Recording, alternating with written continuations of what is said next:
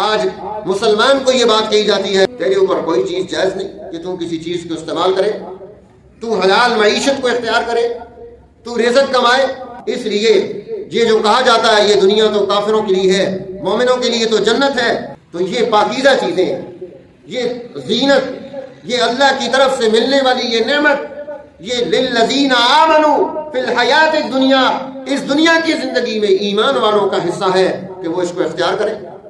अब ये जो हदीस पेश की जाती है दुनिया सिजनुल मोमिन, कि दुनिया मोमिन के लिए कैद खाना है। जिस तरह कैद खाने में, जेल में कोई आदमी अपनी राय और मर्जी से काम नहीं कर सकता, अपनी मर्जी से दरवाजा नहीं खोल सकता, सोने का टाइम है, जागने का टाइम है, खाने का टाइम है, काम का टाइम है, वो पाबंद है नज़्म इंतजाम का। इसी तरह मुसलमान दुनिया में अल्लाह के हुक्म का पाबंद है। ये मतलब नहीं कि ये जलील और रुसवा रहेगा।